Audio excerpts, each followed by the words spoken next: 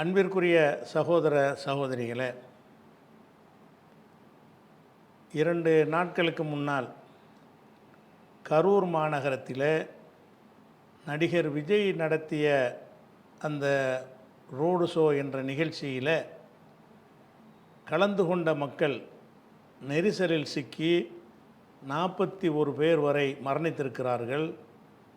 100 பேருக்கு மேல் காயமடைந்து 50 பேர் அளவுக்கு சிகிச்சை பெற்று வீட்டுக்கு திரும்பிவிட்டார்கள். இன்னும் ஒரு 50 பேர் அளவுக்கு மருத்துவமனையில் சிகிச்சையில் இருக்கிறார்கள் என்கிற செய்தி உங்கள் அனைவருக்கும் தெரிந்த ஒரு விஷயந்தான். இந்த நிகழ்ச்சியில் யார் மீது குற்றம், யார் என்ன செஞ்சு இருக்கணும் என்ற விஷயத்திற்கு எல்லாரும் பரவலாக பேசி முடித்து விட்டார்கள்.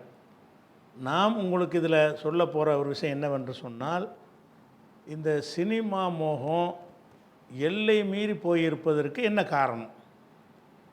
ஏன்னா அந்த விஜயுடைய நிகழ்ச்சிக்கு வரக்கூடிய மக்களில் அதிகமான பேர் அந்த நடிகன் மீது வெறி பிடித்த ஒரு நிலையில் வருகிறார்கள். என் புருஷன் சொன்னால் கூட கேட்க மாட்டேன், விஜய் தான் எனக்கு வேணும்னு சில பெண்கள் பகிரங்கமாக சொல்லும் அளவுக்கு இருக்கிறார்கள் என்று சொன்னால், இந்த கூத்தாடிகள் மீது எவ்வளோ பெரிய வெறி பிடித்தவர்களாக இந்த சமூகம் இருக்கிறது. இது ஏன் வந்தது, இதுக்கு என்ன காரணம், இதை விளக்குவது தான் இந்த நிகழ்ச்சியுடைய நோக்கம். ஏன்னு கேட்டால், இது சினிமாவை பார்க்குறவனுக்கெல்லாம் இப்படி வருமானு கேட்டால், இதே சினிமா இந்தியாவில் எல்லா மாநிலங்களிலும் இருக்கிறது. எந்த மாநிலங்களில் உள்ள சினிமா ரசிகர்களும் இந்த மாதிரி வெறி பிடித்தவர்களாக நீங்கள் பார்க்க முடியாது. உலகம் பூரா சினிமா இருக்கிறது. உலகத்தில் அந்த சினிமாவை பார்க்குறவனெல்லாம் அந்த நடிகனுக்கு பின்னாடி ஓடக்கூடியவர்களாகவோ, அவனை பார்த்து ரசித்து அவனுடைய கைகுலுக்கி அவன் அருகில் நின்று ஃபோட்டோ எடுத்து நானும் அவனை பார்த்துட்டேன் என்று பெருமிதம் கொள்வது மாதிரியான விஷயங்கள் உலகத்தில் எங்கேயுமே இல்லை. அப்போ இந்த சினிமா என்பதை உலகம் பூரா எப்படி பார்க்குதுன்னு கேட்டால், ஏதோ நேர பொழுதுபோக்குன்னு பார்த்தோமா வந்தமாண்டு இருக்கிறார்களே தவிர, அந்த சினிமாவில் கதாநாயகனாக நடித்த ஒருவனை தங்களுடைய தெய்வத்தை போல கருதி, ஒரு நம்ம ஆதார புருஷனாக கருதி அவனை பார்க்கணுன்னு தவம் இருக்கிறவர்களாக உலகத்தில் எந்த நாட்டிலும் இல்லை, இந்தியாவில் எந்த மாநிலத்திலும் இல்லை.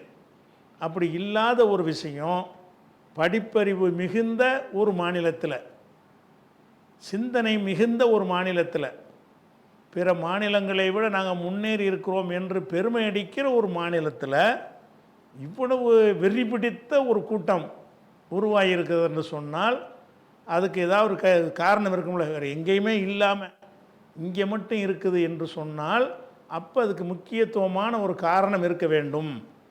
அந்த காரணத்தை கண்டறிந்து நம்ம களை எடுக்கணும் என்பதற்குத்தான் இந்த ஒரு பதிவில் அதை விளக்குறோம். என்ன காரணம்னு சொன்னால், இந்த விஜய்க்கு இந்த ரசிகர் கூட்டம் உண்டாயிருக்கு இல்லையா, இது ஏற்கனவே இருந்த இதே மாதிரியான ஒரு வெறிபிடித்த கூட்டத்தினுடைய ஒரு தொடர்ச்சி தான் இது முதன்மையானது கிடையாது. இதுதான் தமிழகத்தில் ஃபஸ்ட்டு நடக்குது என்பது கிடையாது. இதுக்கு முன்னாடியில் இருந்த இந்த ஒரு தன்மை இருக்கிறது. எப்படி இருக்கிறது என்று சொன்னால், துவக்க காலத்தில் 1944க்கு முன்னாடி வரைக்கும் இந்த தமிழகத்துடைய சினிமாவில் எப்படியான கதைகள் வரும்னு சொன்னால், வெறும் பாட்டாக இருக்கும். ஒரு 60-70 பாட்டு போட்டு விடுவாங்க. ராத்திரிக்கு சினிமாவுக்கு போனால் காலையில் தான் சினிமா முடியும். அந்த மாதிரி பாடகர்கள் நல்ல குரல் வளத்தை கொண்டு பாடுவாங்க. அதான் கதையெல்லாம் பெருசாக ஒன்றும் இருக்காது. அதுபோக புராணங்கள், இதிகாசங்கள், ராமர், கிருஷ்ணர், இப்படியான ஒரு நாரதர்னு சொல்லி புராண இதிகாசங்களில் உள்ள பாத்திரங்களாக அந்த கதாநாயகர்கள் நடிப்பார்கள். அதன் மூலமாக மக்களுக்கு அறிமுகமாவார்கள். படங்கள்லாம் இப்படி தான் வரும். அந்த காலத்தில் சம்பூர்ண ராமாயணம் பார்க்க போனோம்னா விடிஞ்சு தான் வீட்டுக்கு வருவாங்க. அந்த மாதிரியான அளவுக்கு சினிமா 44க்கு முன்னாடி பூராவுமே, அதாவது அவங்க மத அடிப்படையில் நம்பி வச்சுருந்தாங்கல்ல, அந்த கதைகள் தான் சினிமாவை ஆக்கப்பட்டுச்சு. அந்த நம்பிக்கையை ஊட்டக்கூடிய வகையில் தான் சினிமாக்கள்லாம் வந்து கொண்டே இருந்தது. அதுக்கு ஒரு பேரிடியாக ஒரு சம்பவம் நடக்கிறது. அன்றைக்கு அந்த 44க்கு முன்னாடி வரைக்கும் இந்த தமிழக திரை உலகில் முடிசூடா மன்னர்னு சொல்லக்கூடியவராக இருந்தவர் எம்கே தியாகராஜ பாகவதர், எம்கேடி பாகவதர்னு சொல்லுவாங்க. அவருடைய படம் வந்து பல வருடங்களெல்லாம் ஓடி இருக்கிறது. ஒரு தியேட்டர் போல் அந்த வாட்ஸ்அப்பு இதெல்லாம் கிடையாதுல்ல, ஃபேஸ்புக்கெலாம் கிடையாது, தியேட்டர்லாம் போய் பார்க்கணும். அவருடைய சினிமா வந்து பல வருடங்கள் கணக்கிலெல்லாம் ஒரு தியேட்டரில் ஓடும். அப்படின்னா வந்து எந்த அளவுக்கு பெரிய தாக்கத்தை ஏற்படுச்சுன்னு பார்த்துக்கிறங்க. அப்படிப்பட்ட ஒரு சூப்பர் ஹீரோவாக எம்கேடி பாகவதர் இருந்தார். அவர் வந்து ஒரு கொலை வழக்கில் கைது செய்யப்படுகிறார். 41 கொலை வழக்கில் கைது செய்யப்படுகிறார். யாருடைய கொலை வழக்கு என்று சொன்னால், இந்து நேசன் என்று ஒரு பத்திரிகை நடத்தி கொண்டிருந்தவர் லட்சுமிகாந்தன் என்பவர். அந்த பத்திரிகையில் என்ன செய்வார்னு கேட்டால், சினிமா நடிகர் நடிகைகளை பற்றின விஷயங்களை எழுதுவார். சினிமா நடிகைகள் வந்து யார் யார் என்னென்ன யார்கிட்டையெல்லாம் போனார்கள், என்னென்ன செஞ்சார்கள், இந்த சினிமா நடிகரை யாரெல்லாம் ஒப்பாட்டியை வச்சுக்கிட்டு இருக்கிறாரு, இப்படியாக சினிமா நடிகர் நடிகைகளை அதாவது அந்த கலைத்துறையில் உள்ளவர்களை பற்றிய விஷயங்களை எழுதுவதற்கான பத்திரிகை தான் அந்த இந்து நேசன் என்ற பத்திரிகை. அந்த பத்திரிகையில் தியாகராஜ பாகவதரை பற்றியும் என்எஸ் கிருஷ்ணனை பற்றியும், கலைவாணர்னு சொல்கிறாங்கள நகைச்சுவை நடிகர்னு, அவரை பற்றியும் ஒரு இதே மாதிரியான ஒரு செய்தி எழுதிட்டார். அந்த இந்து நேசன் பத்திரிகையில் வந்துருச்சு. அப்போ பாகவதர் வந்து ஒரு தெய்வம் மாதிரி மக்களால் கருதப்படும் பொழுது அவரை ஒரு பெண் பித்தராக அந்த பத்திரிகையை காட்டினதில், அப்போ பாகவதர் என்ன செய்கிறார், பாகவதர் என்எஸ் கிருஷ்ணன்லாம் கோபம் அடைந்து அடியாட்களை கூலிப்படையை வைத்து லட்சுமிகாந்தனை கொலை செஞ்சார்கள் என்று வழக்கு வந்து கூலிப்படையுடைய வாக்குமூலம் எல்லாத்தையும் வைத்து இந்த கொலைக்கு காரணம் வந்து பாகவதரும் என்எஸ் கிருஷ்ணன் தான் அப்படின்னு கைது பண்ணி சிறையில் அடைக்கிறாங்க. ஒரு 3 ஆண்டு காலம் சிறையில் இருக்கிறாங்க. கீழ்கோர்ட்டில் அந்த தண்டனை உறுதி செய்யப்படுது, இவங்க தான் கொலை செஞ்சாங்கன்னு உறுதி செய்யப்படுகிறது. இருந்தாலும் மேலே வரைக்கும் போய், இங்கிலாந்து வரைக்கும் போய், வெள்ளைக்காரன் ஆட்சி தானே, அவன் வரைக்கும் முறையிட்டு அவன் அந்த வழக்கை திருப்பி விசாரிக்க சொல்லி சென்னைக்கு அனுப்பி அதை ஒரு செட்டிங் பண்ணாங்களா அல்லது என்னன்னு தெரியலை, செஞ்சு அந்த விசாரணையில் இவங்க வந்து அதில் குற்றமற்றவர்கள்னு விடுதலை ஆகுறாங்க. 4 வருஷம் ஆச்சு. 3 வருஷம் ஜெயிலில் இருந்துட்டு வெளியே வர்றாங்க. யார்? எம்கேடி பாகவதர், என்எஸ் கிருஷ்ணன் போன்றவர்கள்லாம் வெளியே அந்த அவங்க தூண்டுதல் இல்லை அப்படின்னு சொல்லி விடுதலையாகி வந்துடுறாங்க. ஆனால் விடுதலை வந்தாங்கன்னு சொன்னால் இந்த 3 வருஷம் சிறையில் இருந்த காலத்தில் அந்த ட்ரெண்டே மாறிப்போச்சு. இவர் மீது ஏற்கனவே அவர் இந்து நேசன் எழுதுனதுனால ஒரு சின்ன டேமேஜு, அதை கொலை பண்ணிட்டார்ன்ற விஷயம் உறுதியாகி ஜெயிலில் போட்டவுடனே என்ன ஆகுதுன்னா மக்கள் மத்தியில் வெறுப்பாங்கல்ல, இப்படிப்பட்ட ஒரு ஆளா அப்படின்னு சொல்லி வெறுத்த பிறகு அவருடைய மார்க்கெட்லாம் சரிந்து போன நிலையில் தான் வெளியே வர்றாரு. அதுக்கப்புறம் படம்லாம் எடுத்து செல்ஃப் எடுக்கலை, ஓடலை. அப்புறம் வந்து தங்கத்தட்டில் சாப்பிட்டவர்னு சொல்லக்கூடிய பாகவதர் சோத்துக்கு இல்லாமல் செத்தாருங்கிறது அவருடைய வரலாறு. அதுக்கு நம்ம முக்கியம் இல்லை. இப்போ அந்த நேரத்தில் ஒரே புராணம் இதிகாசம் இதுதான் சினிமாவாக இருந்த நேரத்தில் இந்த வெற்றிடமாச்சு. இப்படியே சினிமா இப்படித்தான் சினிமாவுடைய ட்ரெண்டாக இருக்கிறது. இவருடைய சினிமாவாக இருந்தாலும் சரி, பியு சின்னப்பாவாக இருந்தாலும் சரி, பொன்னப்ப பாகவதராக இருந்தாலும் சரி, இவங்களெல்லாம் இந்த மாதிரியான ட்ரெண்டை தான் உண்டாக்கி வச்சுருந்தாங்க. இப்போ அது இந்த பாகவதர் கைதில் இருந்து அந்த ட்ரெண்ட் அப்படி மங்கி போய் சினிமா வந்து வெற்றிடமாக இருக்கிறது.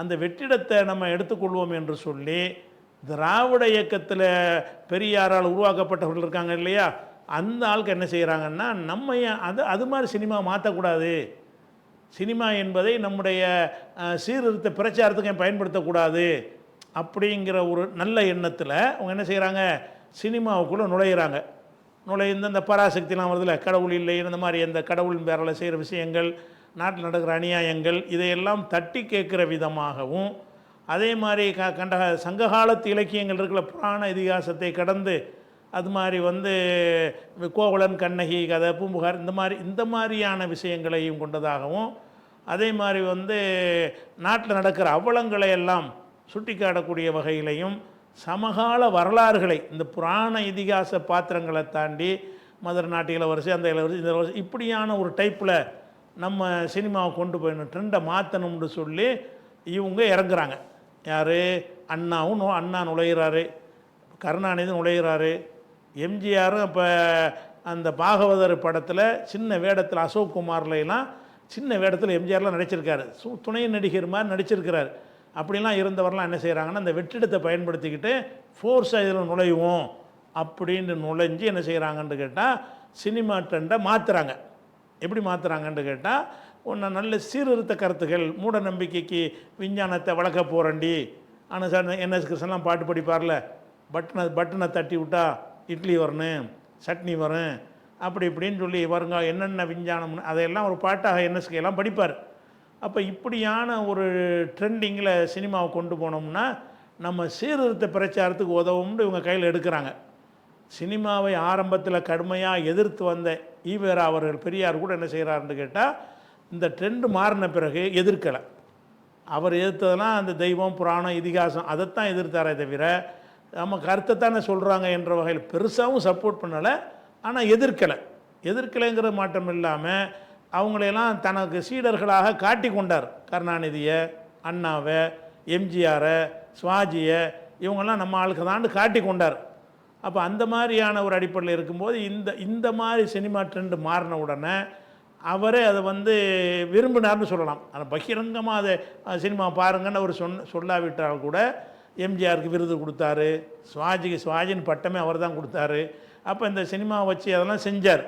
அதே மாதிரி அவர் எதை கண்டிச்சார்னு கேட்டால், எம்ஜிஆர் துர்கான்னு ஒரு படம் வந்தபோது அதில் கிருஷ்ணர் வேடத்தில் எம்ஜிஆர் நடிச்சிருப்பார். கிருஷ்ணர்னா இந்து மத கடவுள், அதை மட்டும் கண்டித்தார். நீ எப்படி கிருஷ்ணர் வேடம் நடிக்கிறேன்னு.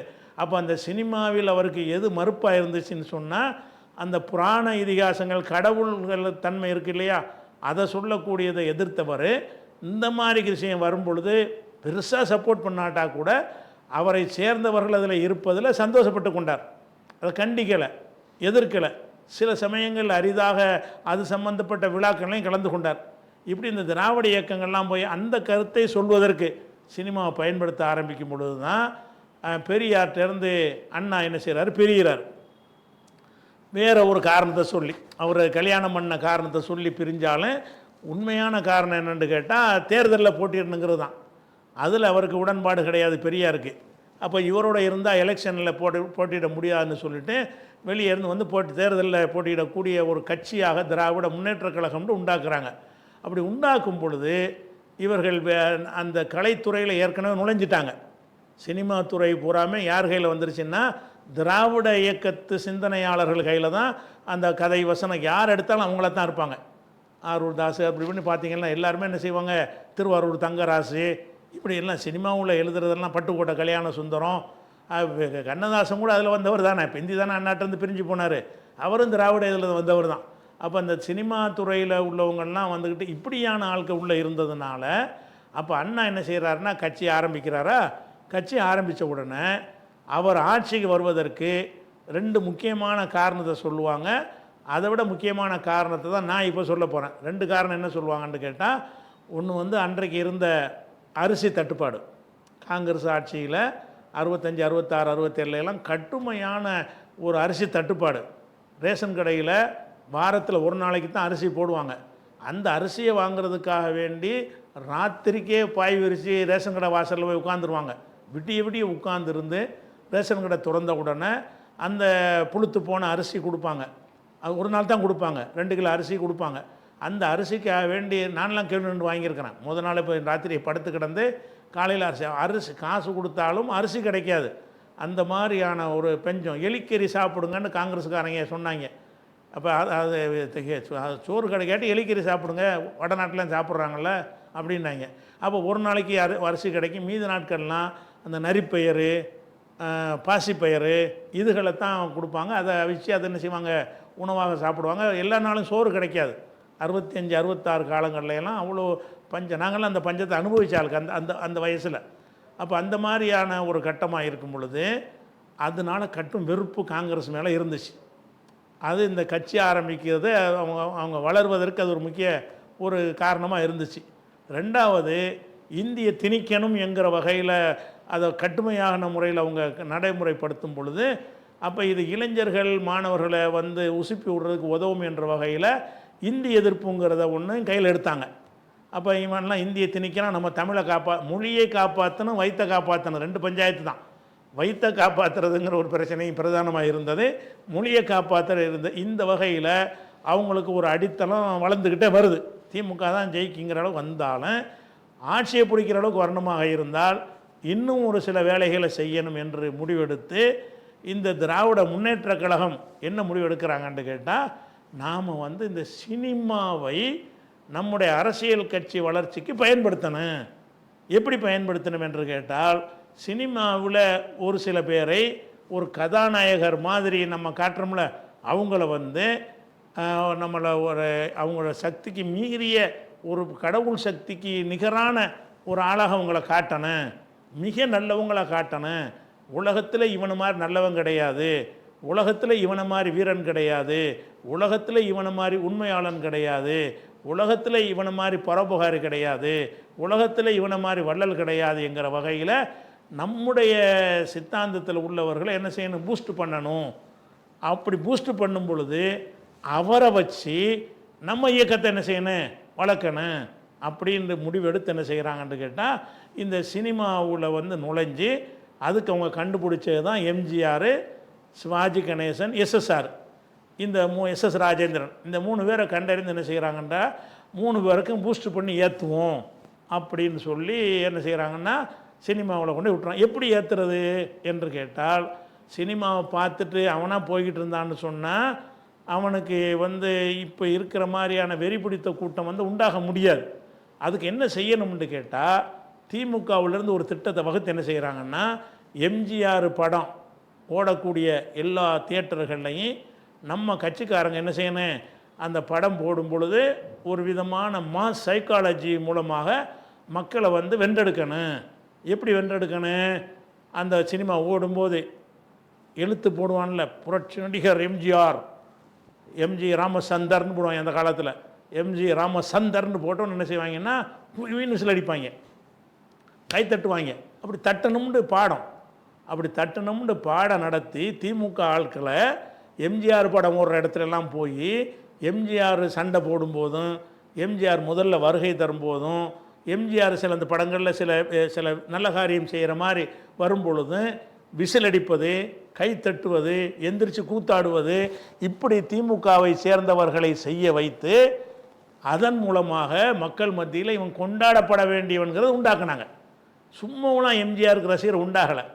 இல்லைன்னா வடநாட்டில் கேரளாவில் நம்ம பிரேம் நசீர் பெரிய சூப்பர் ஸ்டாராக இருந்தார், அவர் தெருவில் நடந்து போனால் கூட யாரும் பார்க்க மாட்டாங்க. சினிமாவில் அவ்வளோ பெரிய முடிசூடா மன்னனாக இருந்தார் பிரேம் நசீர். அப்போ அவருக்கு அப்படி செல்வாக்கு இருந்துச்சு இல்லை, எங்கேயுமே அப்படி இருக்கலை. நம்ம சிரஞ்சீவி இருந்தார், அவரெல்லாம் போட்டி ஒன்றும் செய்ய முடியல. என்டிஆர் வந்து அது தனி விஷயம், அதுக்கு ஆந்திராவில் வந்தது. பாக்கி எதை எடுத்துக்கொண்டாலும் சினிமாக்காரங்களை அப்படிலாம் கொண்டாட மாட்டாங்க.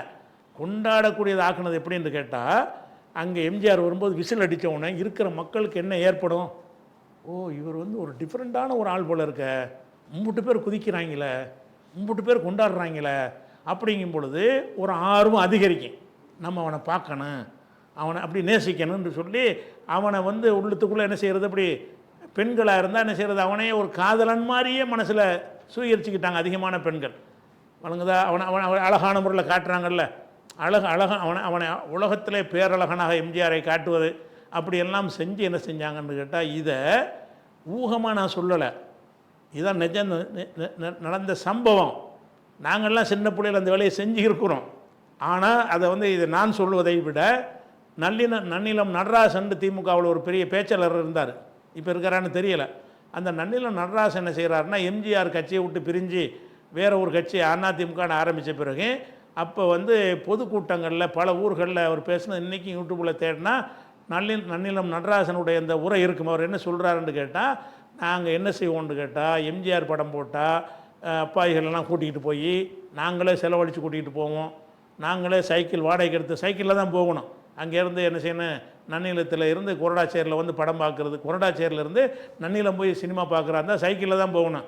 நாங்கள் சைக்கிள் வாடகைக்கு எடுத்து கொடுத்து நாங்கள் கூட்டிகிட்டு போவோம். எது கூட்டிகிட்டு போவோம்னு கேட்டால், நாங்கள் சொல்கிற இடத்துல கைதட்டணும், அதான் கண்டிஷன் சொல்லி கூட்டிகிட்டு போவோம்.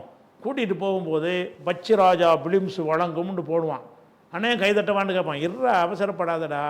அதுக்கப்புறம் மலைக்கல்லன், அண்ணே கைதட்டவா, இருறா. அப்படி வந்து கடைசி என்ன செய்யும், புரட்சி நடிகர் எம்ஜி ராமச்சந்தர் வழங்கும்னோடனே அட்ரா கை தட்டுறாமாங்க, எல்லாம் தட்டுவானுவோம்.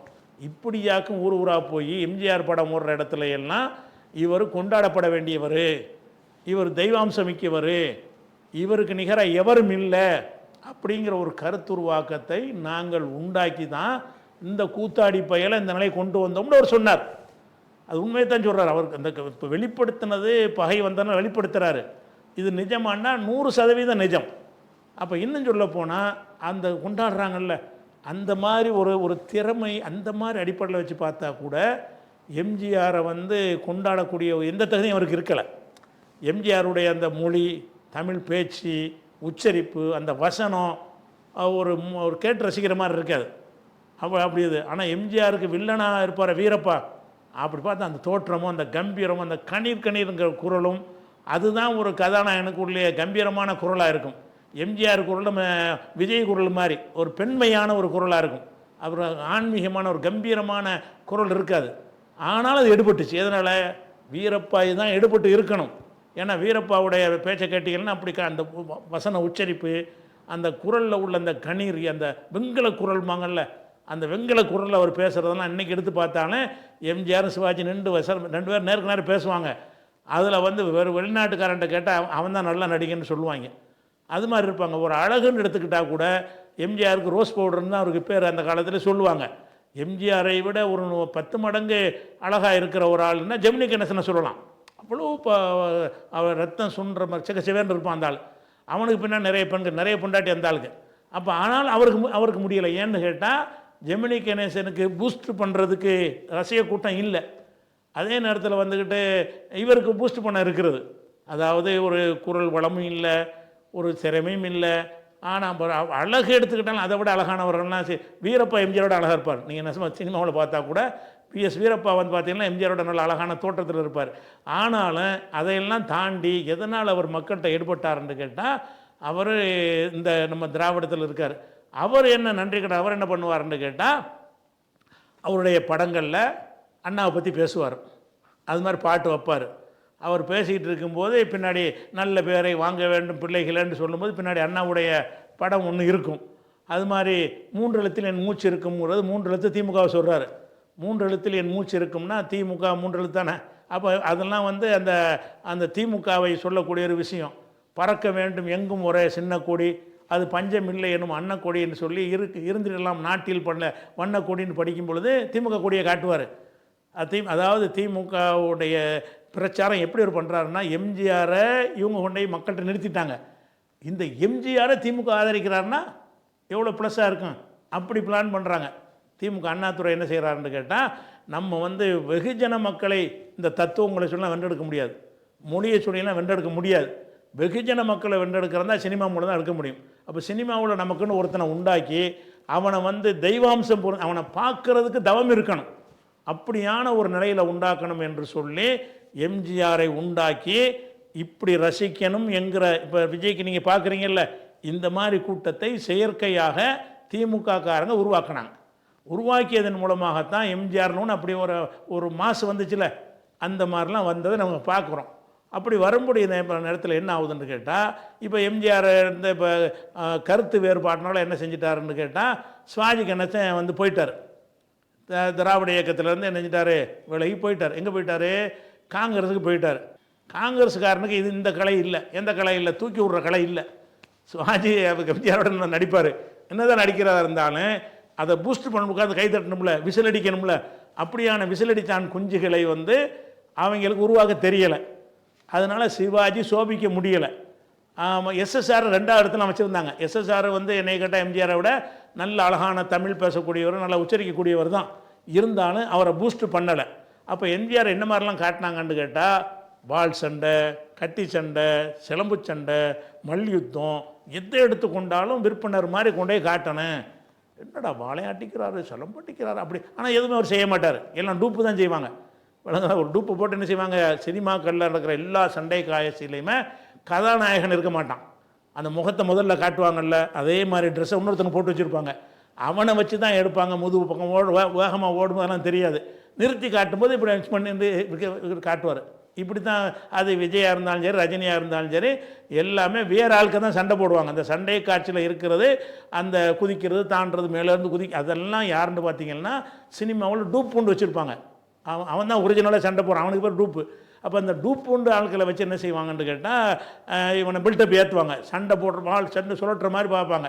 இவருக்கு பேர் அட்டக்கத்தின்னு அந்த காலத்தில் எதிர்கட்சிக்காரங்க விமர்சனம் பண்ணுவாங்க. சும்மா அட்டக்கத்தியை வச்சு சுற்றுறாருன்னு சொல்லி அது நிஜம்தான். அது பெரிய வால் சண்டை வீரர்கள்லாம் கிடையாது. ஆனால் அந்த பில்டப் ஏற்றுவாங்க திமுகவுடைய ஊடகங்களில். அவர் மாதிரி வாழை சுரட்ட இயலாது, அவர் மாதிரி சிலம்பு பண்ண இயலாது, அப்படியா இப்படியான்னு சொன்ன உடனே இந்த சிலம்பு வால் சண்டையெல்லாம் அந்த காலத்தில் ஒரு ரசிக்கத்தக்கதாக மக்கள்கிட்ட வீரத்துக்கு அடையாளமாக இருந்துச்சா, அதில் இவர் தான் நிற்கிறார். ஒரு பேருக்கு வால் பிச்சை தெரியல, இந்த வால் இந்த மாதிரி வீசுகிறாரு, அதே மாதிரி சிலம்பு சண்டை போடுறாரு, இப்படியெல்லாம் அவரை காட்டுறது. அது மாதிரி எந்த ஒரு இதாக இருந்தாலும் பெண்களுக்கு ஒன்றுனா வந்து நிற்கிற மாதிரி, தாய் குளங்களுக்கு உதவுற மாதிரி, அப்படியெல்லாம் அந்த மாதிரி அந்த கதை அமைப்பு, அது மாதிரி அந்த தத்துவங்கள்லாம் ஏழைக்கு பேசுகிற மாதிரி இப்படியெல்லாம் பேசி ஒரு விதமான ஒரு இதை வந்து சைக்காலஜிக்கலாக மன ரீதியாக விசிலடிச்சான் குஞ்சுகளாக மக்களை உருவாக்கினார்கள். திமுகவில் உள்ள எல்லாருமே இந்த விசிலடித்தவர்கள் தான். எல்லாருமே விசில் அடித்து கொண்டு தான் என்ன செய்ய எம்ஜிஆரை ரசிச்சுக்கிட்டு தான் இருந்தாங்க. அவனை அந்தால வெளியேற்றுற வரைக்கும் எம்ஜிஆருடைய ரசிகராக தான் இருந்தாங்க. அந்த மரபணுடைய தொடர்ச்சி தான் இந்த விஜயில் இந்த கிறுக்கு பயில்வு இருக்காங்கல்ல ரசிகர்னு சொல்லி, இந்த கிறுக்கனுடைய தாத்தாமார் அப்பமார்கள்லாம் எம்ஜிஆருக்கு இதே மாதிரி இருந்தவங்க. இது புதுசாக வரல, மரபணுவில் வருது. இது ஏற்கனவே இது புதுசாக ஒன்றும் ஓடாது. ஏற்கனவே நம்ம தாத்தா இருந்தார்ல எம்ஜிஆருக்கு, நம்ம அப்பா இருந்தார்ல, நம்மளும் இருந்துட்டு போவோம்னு சொல்லி வந்திருக்கானே தவிர இதெல்லாம் திடீர்னு தமிழகத்தில் எல்லாம் அப்படி உண்டாக முடியாது. இதுக்கு ஒரு தொடர்ச்சி இருக்கிறது. அது மாத்திரம் இல்லாமல் என்ன செஞ்சாங்க, இந்த எம்ஜிஆரை கொண்டு சேர்க்கறதுக்காக வேண்டி கட்சி ஒரு பக்கம் கட்சி வேலையை செஞ்சுக்கிட்டு இருந்தாலும் ரசிகர் மன்றம்னு ஒன்று அமைக்கிறாங்க. உலகத்தில் எங்கேயுமே சினிமா நடிகனுக்கு ரசிகர் மன்றம்லாம் இருக்காது. இங்கே தான் ரசிகர் மன்றம் இருக்கும். ரசிகர் மன்றம்னு போட்டதுக்கு அது ஒரு நெட்வொர்க், கட்சி மாதிரி. ஒவ்வொரு கிராமந்தோறும் கிளைகள் இருக்கும். அதுக்கு மாநில தலைவர், மாவட்ட தலைவர்லாம் போட்டு, அகில உலக ரசிகர் மன்ற தலைவர் முஸ்ரிப்புத்தன்னு போட்டு, அதுக்கப்புறம் வந்து தமிழ் மகன் உசேன் போட்டு, இப்படி ரசிகர் மன்றம்டே ஒரு செட்டப்பை உண்டாக்கி என்ன செய்வாங்கன்னு கேட்டால், எம்ஜிஆருடைய படம் பழைய ஒரு படம் தியேட்டரில் ஒரு கிராமத்துக்கு வருதுன்னு சொன்னாலும் இந்த ரசிகர் மன்றத்திலேருந்து அந்த கிளைக்கு ஆர்டர் போயிடும். ஐயாவுடைய வாத்தியார் படம் வருது, அதை பூஸ்ட் பண்ணு, இவங்க எடுத்துக்கிட்டு போஸ்டரை விட்டுறது, மைக்கு எடுத்துக்கிட்டு தெருவாவி பேசுகிறது, மக்களை சினிமா தியேட்டர் கூட்டிகிட்டு வர்றது, இந்த வேலையெல்லாம் செய்யக்கூடியதற்கு ஊருக்கு ஊர் ரசிகர்களை வேற உருவாக்கிட்டாங்க. இவன் கட்சிக்காரனோட முதல்ல அவரை பூஸ்ட் பண்ணுறதுக்குன்னு தனியாக காத்துக்கிட்டு இருக்காங்க. அதுபோக ரசிகர் வேறு சேர்ந்த உடனே இந்த ரசிகர்களுக்கு என்ன செய்கிறாங்க, ஒவ்வொரு தியேட்டருக்காரனு ரசிகர் மன்றத்துக்கு ஃப்ரீ டிக்கெட்டு, முதல் ரசிகர் மன்றத்துக்கு 1000 டிக்கெட் முதல் கொடுத்துருப்பான்றாங்க. அவனு தான் என்ன செய்கிறது, அந்த பூஸ்ட் பண்ணக்கூடியவனாக இருக்கிறதுனால அவனு என்ன செய்கிறான்னா, நமக்கு ஒரு அந்தஸ்து வேணும்ல சமூகத்தில். கட்சியில் முக்கிய அந்தஸ்தெல்லாம் கிடைக்காது. நம்ம எம்ஜிஆர் ரசிகர் மன்ற தலைவராக இருந்துக்கிறோம், செயலராக இருந்துக்கிறோன்னா அப்படி காலத்துக்கு நமக்கு பெரிய அந்தஸ்து அப்படிங்கிற எதிர்பார்க்கக்கூடிய தன்மையை அதை நிறைவேற்றுற விதமாக இந்த ரசிகர்களை உண்டாக்கிட்டாங்க. அப்போ ரசிகர்களை உண்டாக்கி ரொம்ப எக்ஸ்ட்ரா ஆர்டினரியாக ஒருத்தனை வந்து பூஸ்ட் பண்ணி காட்டுறது. ஒரு மனிதன் வந்து உலகத்தில் எவ்வளோக்கு சக்தின்னா ஒரு 2 பேர் அடிக்கிற மாதிரி நீங்கள் காட்டலாம். ஒருத்தன் 200 பேர் அடிப்பான். உலகத்தில் எவனாலையும் முடியுமா? அது முடியாது. ஆனால் இவங்க அடிப்பாங்க, சினிமாவில் அடிப்பாங்க. அந்த டைரக்டர் நினச்சான்னு சொன்னால் 2000 பேர் கூட ஒருத்தன் அடிக்கிற மாதிரி காட்டுவான். அவ்வளோ துப்பாக்கி சுடுவாங்க. இவன் வெறுங்கையாக தான் நிற்பான். ஒரு துப்பாக்கி கொண்டு கூட இவன் மேலே படாது. ஏன், அவர் கதாநாயகரில் அப்படி எப்படிடா முடியும்? ஒரு துப்பாக்கி வச்சு நம்மளும் ஓடி போயிடுவானுவோம். அப்போ அந்த மாதிரிலாம் காட்டுறதான் என்னன்னு கேட்டால், இவன் எக்ஸ்ட்ரா ஆர்டினரியான ஒரு ஆளுன்னு காட்டணும் என்பதற்காக வேண்டி திமுக தான் இந்த நச்சு விதையை விதைத்து எங்கள் அப்பம்பாட்டன் மார்புல இந்த விஜய் ரசிகருக்கான இதே மாதிரி ஆக்குனது. இப்போ ரசிகருக்கு விஜய் இருக்கானுல எந்த அளவுக்கு இருந்துச்சுன்னு சொன்னால், மதரசாவில் நாங்கள் ஓதும்போது எம்ஜிஆர் ரசிகர் இருப்பானுவங்க. மதரசாவில் நாங்கள் மதரசா மார்க்கம் படிக்க போயிருக்கிறோம், அங்கேயே எம்ஜிஆர் ரசிகர், சிவாஜி ரசிகர்னு இருப்பானுவோம். அப்போ அப்போ எந்த அளவுக்கு தாக்கத்தை ஏற்படுத்தியிருக்குது. இவங்க இந்த திமுகவில் நல்ல கருத்து சொல்கிறாங்கன்னு போனோம்னா நம்மளை சினிமாவுக்கு தள்ளி விட்டுருவாங்க, சினிமா ரசிகர் ஆக்கிடுவாங்க. சினிமா ரசிகர் ஆக்கிட்டோம்னு சொன்னால் அப்போ அந்த எம்ஜிஆர் என்ன செய்வார்னா, தேர்தல் எப்படி வருவார், எம்ஜிஆருடைய தேர்தல் பிரச்சாரம் அப்போ ஒன்றா அந்த 10 மணிக்கு முடிக்கணும்னா கிடையாதுங்க. தேர்தல் வந்து ஒரு 10 மணியோட முடிச்சிடணுன்னு அந்த கணக்கெல்லாம் கிடையாது. எப்போ வேணாலும் வரலாம்ங்கிறது சேஷன் வந்த பிறகு தான் அதெல்லாம் நெறிமுறைப்படுத்தி ஒழுங்குபடுத்தினார். அதுக்கு முன்னாடி வரைக்கும் எப்போ வேணாலும் வரும். எம்ஜிஆர் என்ன செய்வார்னு கேட்டால், திங்கக்கிழமை ஒரு இடத்துல மீட்டிங் போடுறாங்கன்னு வைங்க, ஒரு திறந்த வெளியே ஏற்பாடு பண்ணி, இந்த திங்கக்கிழமை சாயந்தரம் 6 மணிக்கு எம்ஜிஆர் இங்கே பேசுகிறார் அந்த ஒரு செய்தியை இந்த ரசிகர் மன்றத்துக்கான அந்த ஊரில் சொல்லிடுவான். சொன்ன உடனே எம்ஜிஆர் என்ன செய்வார்னா அங்கேருந்து என்ன செய்வார், புறப்படுவார். திங்கக்கிழமை காலையில் புறப்படுவார். ஆனால் திங்கக்கிழமை காலையில் புறப்பட்டு இந்த ஊருக்கு வந்து சேர்றதுக்கு சாயந்தரம் வந்துடும்னு நினச்சி கிளம்புவார்ல, வர முடியாது. அங்கங்கே ரசிகர்கள் இருந்து மறிப்பானுவோம். எல்லா ரசிகர் மட்டும் தகவல் போயிடும். அங்கங்கேருந்து பேச சொல்லுவாங்க. அவர் அங்கெல்லாம் பேசிட்டு 3 நாள் கழிச்சு இங்கே வருவாருங்க. திங்கக்கிழமை கூட்டம்ங்கிறது திங்களும் படுத்தே கிடப்பானுவோம், செவ்வாயும் படுத்தே கிடப்பானுவோம், புதன்கிழமைக்கு தான் வருவார். அங்கனுக்குள்ளே படுத்து அங்கனே மலைஜலம் கடிச்சு அங்கனே திண்டு ஆம்பளை எல்லாருமே. அப்போ இந்த மாதிரி 3 நாள் கழித்தெல்லாம் அந்த இடத்துக்கு எம்ஜிஆர் வர்றாருன்னு காத்துக்கிட்டு இருந்தாங்க. இது எப்படி இயற்கையாக வரும்? உலகத்து எவனுக்காவது வருமா? இந்த திமுக காரங்க உண்டாக்குனது. திமுக காரர்கள் திமுகவுக்கு தானே பேச வர்றாரு. அப்போ இப்படி வர்றாருங்கிறத அந்த பூஸ்ட் பண்ணி எம்ஜிஆரை பற்றி பில்டப் பண்ணி அவனை புகழ்ந்து பாட்டு கொடுத்து சிவந்தது அப்படி பண்ணிட்டு அந்த மாதிரி உள்ள இதெல்லாம் போட்டு என்ன செய்கிறது, அவர் செய்கிறது. இவர் நன்றிக்கடன் என்ன செய்வார், ஓடும் ரயிலை இடைமறித்து அதன் பாதையில் தனது தலை வைத்து உயிரையும் துரும்பாய் தான் மதித்து தமிழ் பெயரை காத்த கூட்டம் இது அப்படின்னு இவர் படிப்பார். எம்ஜிஆர் சினிமாவில் ஓடும் கருணாநிதி தலை வச்சாருக்கான தண்டவாளத்தில் எவன் தலை வைக்க முடியுமா? போராட்டம்னு தலை வைக்கிற போல அறிவிப்பாங்க, அதுக்கு முன்னாடி தூக்கிட்டு போயிடுவாங்க. இதான் நடந்த ஒரு விஷயம். இவர் தண்டவாளத்தில் தலை வச்சாராம், ஓடும் ரயிலில் போய் இடைமறிச்சாராம் அப்படின்னு திமுக காரங்க பில்டப் பண்ணுறாங்கல்ல. அந்த பில்டப்புக்கு தகுந்த மாதிரி இவர் சினிமாவும் அதை சொன்னார். எப்படி ஒன்றா சேர்ந்துருக்கும் போது ஓடும் ரயிலை இடைமறித்து ஓடுற ரயிலை இடைமறிச்சாராம். டால்மியாபுரத்தில் ரயில் மறியல் போராட்டம்னு அறிவித்தாங்கன்னா அந்த போராட்டம் அறிவித்த உடனே 50 பேரையும் கைது பண்ணிடுவான், ஒரு குறிப்பிடத்தை தடுத்து நிறுத்திடுவான். அவனு கத்திட்டு போகணுமே தவிர ரயில் தண்டவாளத்தெல்லாம் போய் தலையெல்லாம் வைக்க முடியாது. நல்லா தெரியும். இன்றைக்கி நம்ம எத்தனை போராட்டம் முதல்வர் முற்றுகைங்கிறோம், வீட்டுக்கு அப்போ விடுவாங்க. முதல்வரோட முற்றுகைன்னா அங்கேருந்து 5 கிலோமீட்டருக்கு முன்னாடி விட்டு நம்மளை தடுத்து நிறுத்தி தூக்கிட்டு போயிடுவாங்க.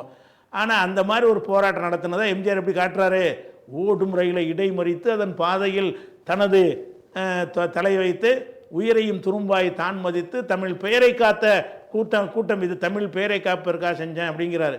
அது மாதிரி நான் செத்து பிழைச்ச வண்டான் அவரையும் புகழ்ந்துக்கிறவார். எம்ஜிஆர் சுட்டார்ல எம்ஆர் ராதா அந்த பாட்டில் நான் செத்து பிழைச்ச வண்டான்ற பாட்டில் நன்றி கடனா இப்படிலாம் பூஸ்ட் பண்ணுறது. ஓ, கருணாநிதி அப்படி ஒரு ஆளா? அப்போ அதெல்லாம் ஓட்டா மாறும். எம்ஜிஆர் இப்படி அண்ணா இப்படிப்பட்ட ஒரு ஆளா? அப்போ திமுக இப்படிப்பட்ட ஒரு கட்சியா? அப்படி தீனா மூணா காணாண்டே பாட்டிருக்கு. தீனா மூணா காணான்னு சொல்லி அவர் சென்சாரில் பிரச்சனை ஆக்கிட்டாங்க. அது திருக்குறள் முன்னேற்ற கழகம்னு திருத்தி மர வெளியிட்டாங்க. தீனா மூணா காணாண்டு என்எஸ் கிருஷ்ணன் படிக்கிற மாதிரிலாம் வரும். அப்போ இந்த மாதிரி சினிமாவில் கட்சி பிரச்சாரம் பண்ணுவது நடிகனை அவனை எக்ஸ்ட்ரா ஆர்டினரியான ஒரு ஆளாக சித்தரிக்குது. இந்த ஒரு 2 சைடில் ஒரு அட்ஜஸ்ட்மெண்ட். இந்த அடிப்படையில் எம்ஜிஆரை இதே மாதிரி ஆக்கி இதே மாதிரி 3 நாள் 4 நாள்லாம் காத்திருக்க வச்சாங்களா இல்லையா? என்னமோ புதுசாக நடந்த மாதிரி பேசுகிறீங்க. இது திட்டமிட்டு உண்டாக்குனீங்க, நீங்கள் விதைச்சிங்க. அதனுடைய மரபணு வந்துக்கிட்டு இருக்கு, 3 தலைமுறையாக போச்சு. அதனுடைய மரபணு இதே மாதிரி விஜய்க்கு வர்றான்னா ஏன் வர்றான்? நீங்கள் அப்படி பூஸ்ட் பண்ணீங்கன்னா ஒருத்தனை நம்புவான். அப்போ இந்த மாதிரி பூஸ்ட் பண்ணுறதுக்கு இல்லாமல் அவன் போயிட்டான். இவன் எம்ஜிஆரை விட நல்லா அழகாக இருந்தவர்கள், எம்ஜிஆரை விட நல்லா நடித்தவர்கள்லாம் இருந்தார்கள். அவர்கள் எல்லாம் சோபிக்க முடியலை. காரணம் என்ன? எம்ஜிஆருக்கு தான் ரசிகர் மன்ற கட்டமைப்பும் திமுகங்கிற கட்சியுடைய அந்த ஒரு கட்டமைப்பும் அவனை தூக்கி ஒவ்வொரு தியேட்டர்லையும் போய் நினைஞ்சாங்க, தூக்கி அவனை போஸ்ட் பண்ணாங்க.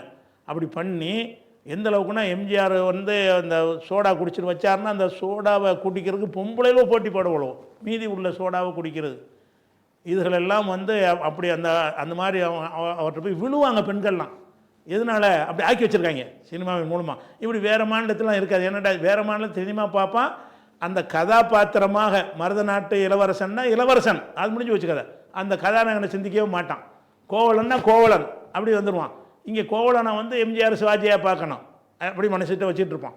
இப்படி ஒரு ஒரு கிறுக்குத்தனமான சிந்தனையை மாற்றி விட்டது திமுக தான். திராவிட முன்னேற்ற கழகம்தான் மக்களை சினிமாவை சினிமாவாக பார்க்குறத விட்டுட்டு அது போக என்ன செஞ்சாங்கன்னு கேட்டால் இந்த திமுக கையில் இருக்கிற ஊடகங்களையெல்லாம் வைத்துக்கொண்டு எடுக்கிறது பூரா சினிமாவை பற்றி தான். சினிமாவை பற்றி பூஸ்ட் பண்ணுறது, சினிமாவுடைய நிகழ்ச்சி, பாட்டுக்கு பாட்டு, ஆட்டுக்கு ஆட்டுன்னு எதையா போட்டு என்ன செய்கிறானுவ, சினிமா தான் வாழ்க்கைன்னு நம்மளை கொண்டாந்து நிப்பாட்டி வைத்திருக்கிறதும் இந்த திராவிட முன்னேற்ற கழகம் தான்.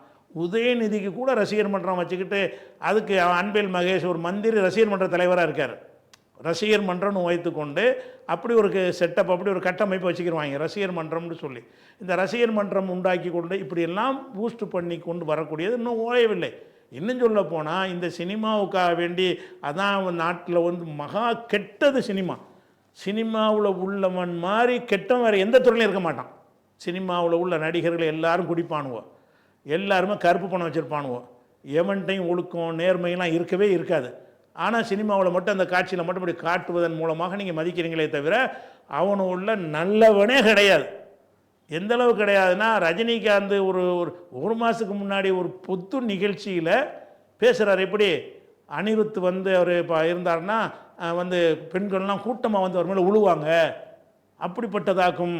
அதில் லைட் ஆஃப் ஆகிடுச்சுன்னு சொன்னால் எல்லாருக்கும் ஜாலி, எல்லோரும் ஆணோட பெண்ணை கட்டி பிடிச்சிக்கிறோங்கிறான். ஒரு சூப்பர் ஸ்டார்னு அந்தஸ்துக்கு வந்த பிறகு கூட இந்த கேவலமான ஒரு செயலை வந்து வரவேற்கத்தக்கதுன்னு பேசுகிறானே பாருங்களேன். சந்தோஷமாக பேசுகிறாங்க. ரஜினி பேசுகிறான், இப்படி பேசுகிறான். அதாவது அனிருத்தை பார்க்குறது இளைஞராக இருக்காரா, பொம்பளை எல்லாம் வந்து உழுகுறாங்களாம். கரண்டு போச்சுன்னு சொன்னால் பொம்பளை எல்லாம் ஒன்றாகி ஜாலியாகிடுவோம், ஜாலி தானே இது இப்படின்னு பேசுகிறான். இப்போ இவங்கள்ட்ட என்ன ஒழுக்கம், என்ன பண்பாடை பார்க்க முடியும்? இவனை நாட்டுக்கு இவங்களாம் நாட்டுக்கு நல்ல இருப்புன்னு நினைக்கிறீங்களா? அதனால் வந்து இப்போ இளையராஜா என்ன இசையமைக்கிறவன், இசைங்கிறது ஒரு டியூன் அவ்வளோதான்.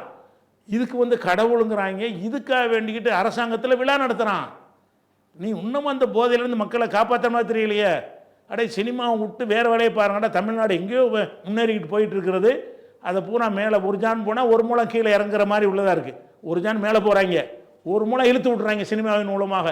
நம்முடைய தராதரம் எல்லாத்தையும் கீழே இறக்குறது எதுன்னு கேட்டால் இந்த சினிமா தான். எதுக்கு இளையராஜாக்கு நீ விழா நடத்துகிறவன்? யார் அவன்? அவன் ஒரு இசையமைக்கிறவன். காசுக்காக வேண்டி ஹார்மோனியை பட்டி தட்டி இசையமைக்கிறான். அந்த ஒரு திறமை. அதனால என்ன நாட்டுக்கு என்னதுனால வறுமை போயிடுமா, பஞ்சம் தீந்துருமா, அரசியல் மாற்றம் ஏற்படுமா? நம்ம காதுக்கு ஒரு ஏமாத்திர தண்ணி அடித்தா எப்படி ஒரு போதை வருதோ, காதுக்கு உள்ள போதை அது. மதுமான அருந்துவது மூளைக்கு அது ஒரு வகையான போதை. சாப்பிட்டுல அது ஒரு போதை வருது. இது காதுக்கு உள்ள போதை என்னது? காதை ஏமாத்துற மாதிரி சில டியூன்களை போட்டு அப்படி தப்பான கருத்தை கூட நல்லது மாதிரி ஆக்கி விடுவாங்க. இதை செய்யக்கூடிய ஒரு கூத்தாடி கூட்டத்தில் ஒருத்தவன். அதை இசை 3 தமிழாம், இசைத்தமிழ் 3 தமிழ் இருக்கான், முத்தமிழாம். ஒன்று இயல்பான தமிழ், இயல் இசை கூத்துங்கிறாங்க. இயல்னா சாதாரண தமிழ், இசைன்னா அந்த பாட்டில் உள்ள தமிழ். 3வது கூத்து, நாடகம், அப்படி இதெல்லாம் தமிழுங்கிறாங்க. இது எப்படி தமிழாகும்? அப்போ தமிழுக்கு 3 வடிவம் ஆக்கி இதெல்லாம் செஞ்ச திமுக காரன் தான். அண்ணாவிலேருந்து கருணாநிதியிலேருந்து அந்த துறையில் உள்ள அம்புட்டு பேருமே இந்த வேலையை செஞ்சார்கள். அப்போ நம்ம என்ன கேட்குறோம்னு கேட்டால், இவன் இப்படி இருக்கிறான்னு நீங்கள் வியப்படைகிறீங்களே, இது வந்து இடையில் வந்து உங்களுக்கு அந்த இது தொடர்ச்சி விட்டதுனால ஆச்சரியப்படுறீங்க. எங்களுக்கெல்லாம் ஆச்சரியம் கிடையாது. கொஞ்சம் மூத்த ஆட்களுக்கெல்லாம் என்ன இருக்காது ஆச்சரியப்பண்ணால், நாங்கள் இதே மாதிரி பார்த்துருக்குறோம். இதை விட ஜாஸ்தியாக எம்ஜிஆருக்கு பார்த்துருக்குறோம். ஏன்னாட்டா அப்படி பூஸ்ட் பண்ணுனா நம்ம கூடிய கிறுக்கு பயில் ஒரு சினிமாவை பார்க்க மாட்டான், கிறுக்கு பயில் இருக்காங்க. அப்போ இவர் விஜய் என்ன பண்ணுறான் இருந்தாலும், இவன் மகா கிரிமினல், லேசுப்பட்ட ஆள் கிடையாது. அவனை வந்து புஷி ஆனந்து ஆதவ அர்ஜுனா இயக்குறாங்கிறாங்க, அதெல்லாம் பொய். இவன் தான் எல்லாத்தையும் இயக்கிட்டு இருக்கான். இவன் எப்படிப்பட்ட ஒரு ஆள்னு கேட்டால், என்னை வந்து ஒரு கடவுள் நிலையில் திமுக காரனுக்கு எம்ஜிஆருக்கு திமுக காரன் எம்ஜிஆரை தூக்கி விட்டு போயிட்டாங்க. எனக்கு அப்படியான ஒரு செட்டப்லாம் இல்லை. நான் வந்து எனக்கு நான் தான் அதை உண்டாக்கிறேன்னு என்பதற்காக அவன் என்ன செய்வான்னு கேட்டால், இவன் வரும்போது திடீர்னு ஒரு வந்துட்டால் கூட பெரும் கூட்டம் திரண்டு கேள்விப்பட்டு வந்த மாதிரி காட்டணும். அந்த வேலையை நிறைய செய்வான். சினிமா பிடிப்புக்காக வேண்டி கேரளாவுக்கோ எங்கேயோ ஊட்டிக்கு எங்கேயோ போகிறான், மதுரை விமான நிலையத்தில் இறங்குறான். மதுரை விமான நிலையத்துக்கு நீ போனது இங்கே சினிமா எடுக்க தானே போனேன், நீ பாட்டிக்கு இறங்கி இப்படி போயிட்டு இருக்க வேண்டியது தானே. அங்கேருந்து எல்லாம் போயிடுற தகவல், விஜய் வர்றாரு, சினிமாவுக்காக வர்றாரு, மதுரை விமானத்தில் இறங்குறாரு, எல்லா ஊர்லேயும் திரண்டு வாங்க. இந்த ரசிகர் மன்ற கட்டமைப்பை வைத்துக்கொண்டு எல்லா கிளையில் உள்ள ரசிகர்களுக்கும் தகவல் போயிடும். அப்போ அங்கங்கே இருந்து 5000 பேர் ஓடியான்ட்டான் எங்கள் விமான நிலையத்துக்கு. நீ பொது நிகழ்ச்சிக்கு போனியா, நீ ஒரு ஆண்டவே போகிற வழியில் ஒரு இடம் அது ஏர்போர்ட்டில் இறங்கி வந்து பஸ்ஸிலேயே கார்லேயே போகிற, அதுக்கு ஏன் 3 பேர் வர சொல்கிறான். இப்போ என்ன காட்டுவான்னு கேட்டால், விஜய் இது கேள்விப்பட்டாலே மக்கள் வெறி பிடிச்சி வந்துடுவாங்கன்னு காட்டணுமா.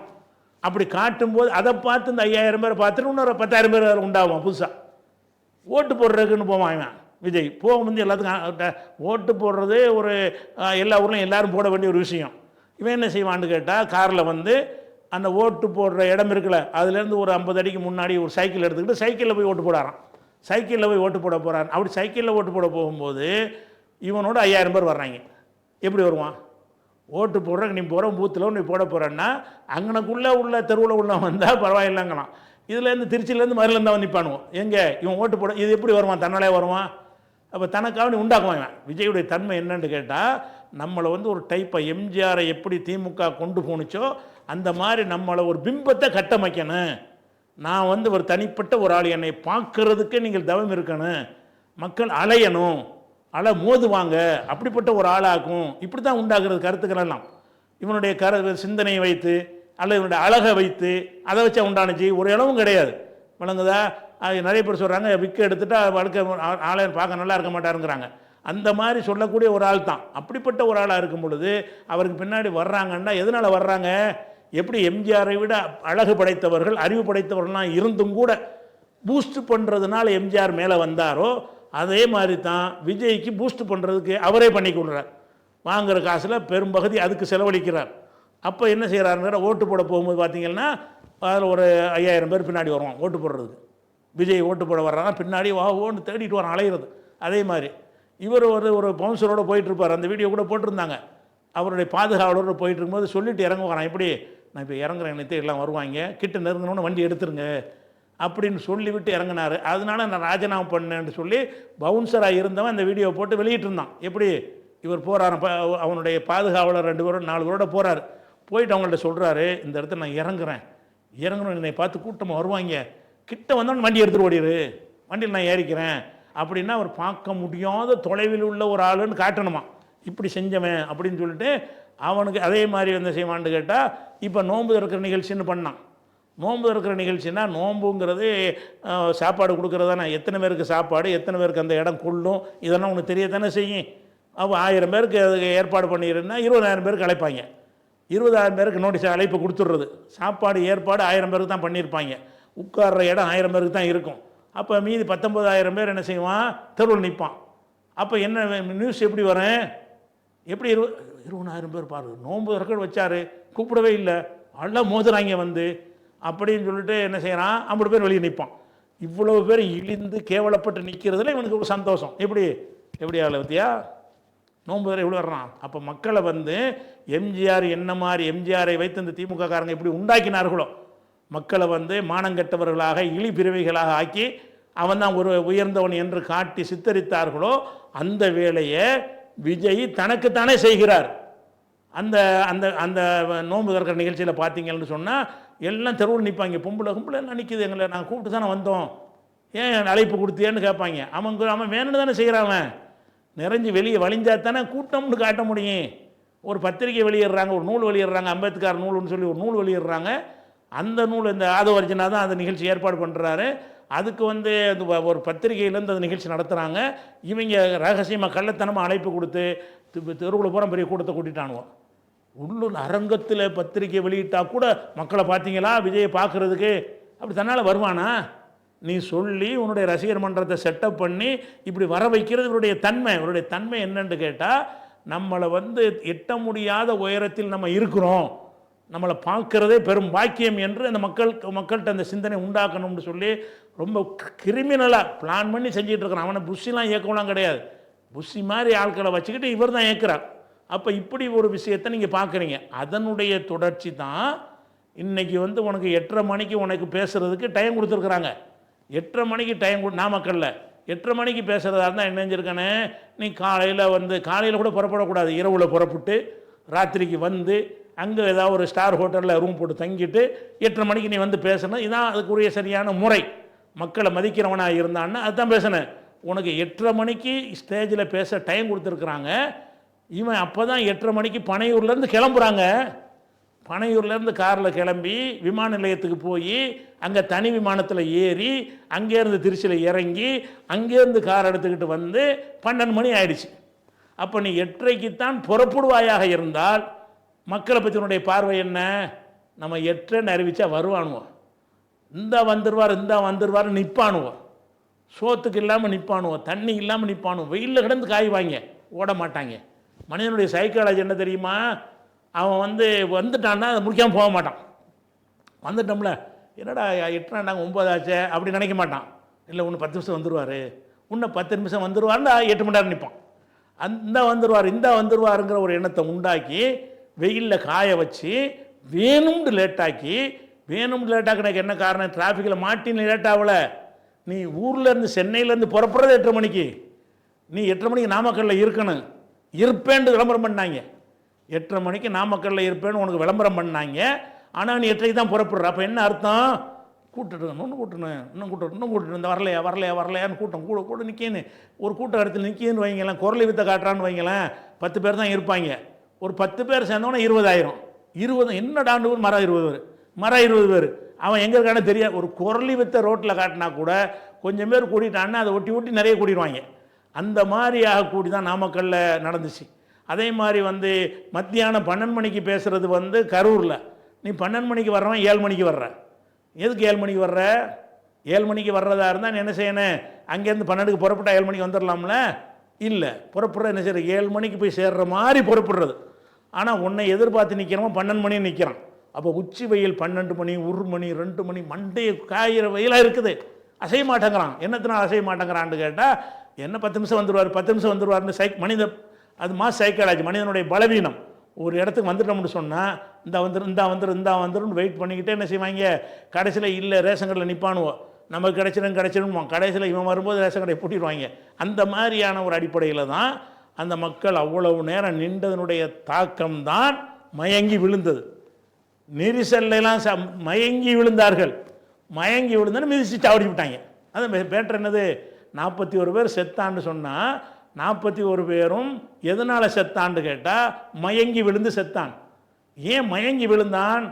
தண்ணி இல்லை, சாப்பாடு இல்லை, கொளுத்துற வெயில், மூச்சு அட்டச்ச நிற்கிறது, மூச்சு திணறல்.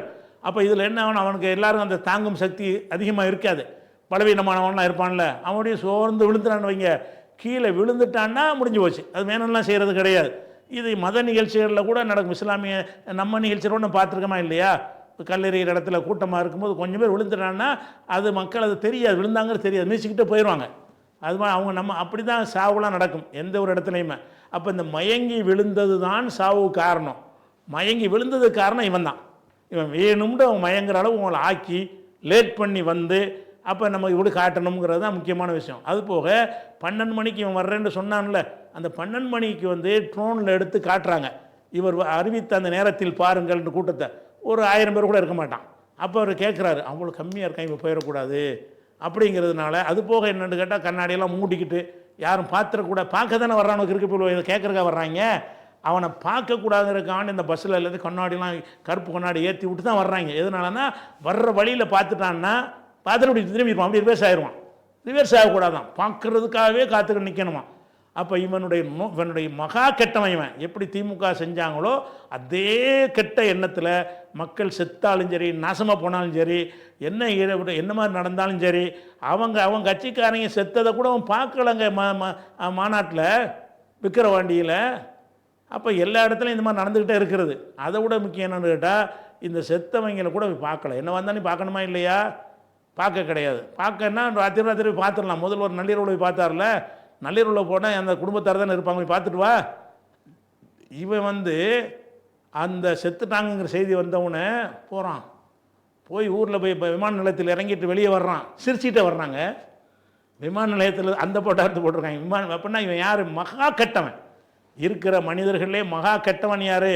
இப்படி பூஸ்ட் பண்ணப்படுற எல்லாரும் கெட்டவன் தான். நான் விஜய் மட்டும் சொல்லலை, ரஜினின்னு சேர்த்து சொல்கிறேன், எம்ஜிஆர் தான் சொல்கிறேன். இவனெல்லாம் மகா கெட்டவர்கள்.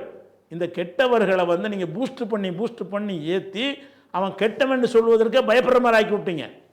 அதனால் கசப்பான உண்மை என்னன்னு கேட்டால், இந்த திராவிட முன்னேற்ற கழகம் ஆட்சியை பிடிப்பதற்காக வேண்டி கையாண்ட ஒரு அயோக்கியத்தனமான இந்த வேலை, ஒரு மனிதனுக்கு அப்பாற்பட்டவனாக சித்தரித்து பகுத்தறிவு பேசிக்கொண்டே பகுத்தறிவை எங்களை மழுங்க செய்கிற வேலையை செஞ்சீங்க. பேசுனது பகுத்தறிவு, நாட்டு மக்களையெல்லாம் பகுத்தறிவை மழுங்க செஞ்சு ஒரு கூத்தாடிக்கு பின்னாடி போய் அலையணும்னு ஆக்கி வச்சிங்கள. அதனுடைய தொடர்ச்சி தான் இது. இதை வழங்கிக்கிட்டால் பிரச்சனையா? இதுதான் பிரச்சனையே. அதனால் இந்த இப்போ அடிப்படை விஷயம் வந்து இது மாறாது. எப்போ மாறும்னு கேட்டால் இந்த சினிமாவிலேருந்து ஒதுங்கணும், சினிமா வெறுக்கணும். சினிமாவில் உள்ள எல்லாரும் கருப்பு பணம் தான், எல்லாரும் குடிகாரன், எல்லாரும் வந்து ஒழுக்கம் கெட்டவங்க, எவனும் நல்லவன் கிடையாது. நீங்கள் சினிமாவில் பூஸ்ட் பண்ணி ஒரு தயாரிப்பாளரும் ஒரு பணம் போடுறவனும் டைரக்டர் நினச்சா இப்படி வேணாலும் காட்டுவான். அதை வச்சு நீங்கள் ஏமாந்து போகிறீங்களே தவிர இந்த சினிமாவில் போனீங்கன்னா மூழ்கிற. முஸ்லீமுக்கு நான் சொல்கிறேன், முஸ்லீமில் இருந்துக்கிட்டு யூடியூப் நடத்துகிறான், அவங்க சினிமாக்களுக்கு விமர்சனம் பண்ணுறான். ஆஹா, அந்த இடத்துல ரஜினி ஒரு வசனம் பேசினார் பாருங்கங்கிறான். ரஜினி எங்கடா பேசினார்? அவன் எழுதி கொடுத்ததை வாயாசிச்சிருக்கான், என்ன ரஜினி பேசினார்? அப்போ இப்படியெல்லாம் சொல்லி கொண்டு சினிமாவை பூஸ்ட் பண்ணுறது, சினிமாவை விமர்சனம் பண்ணுறது, சினிமாவை பார்க்க தூண்டுவது, எதுக்கு இந்த முசீபத்து பக்கம் போகிறீங்க? இதில் வந்து அப்படி உங்களை என்ன மாதிரி உங்களை அப்படி ஆக்குது இந்த சினிமா.